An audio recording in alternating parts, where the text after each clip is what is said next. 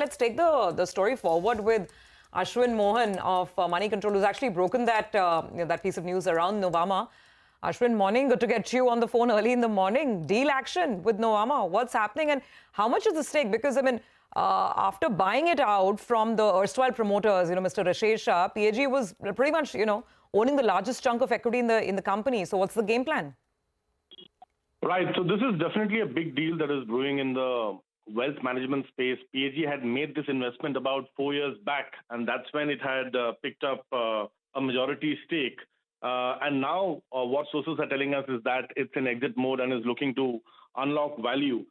So what our sources are telling us is that two top banks, JPMorgan and Morgan Stanley, they have been roped in. Work on the deal has begun.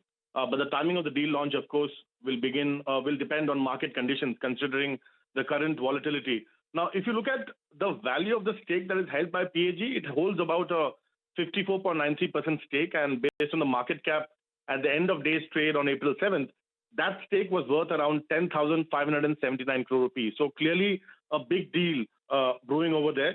Also keep in mind that Nuvama Wealth Management was listed on the bourses back in September 2023, and that was following a demerger and restructuring process. The firm's share price has doubled since its market debut. Sources are telling us that a slew of private equity firms are likely to, in fact, express interest in this proposed transaction. Many of them who are focused on the financial services space and those who have an ability to cut big checks, and especially those who do not have a presence in wealth management, they are likely to express interest in this big deal.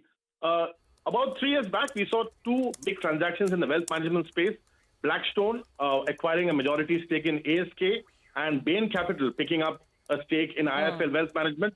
Let's see how this one pans out in the days to come. Volatile times, but definitely deal action is continuing. Absolutely. And Ashwin, now we are talking about the entire 54%. I mean, they want a complete exit. It's a matter of whether it's in tranches or in one go.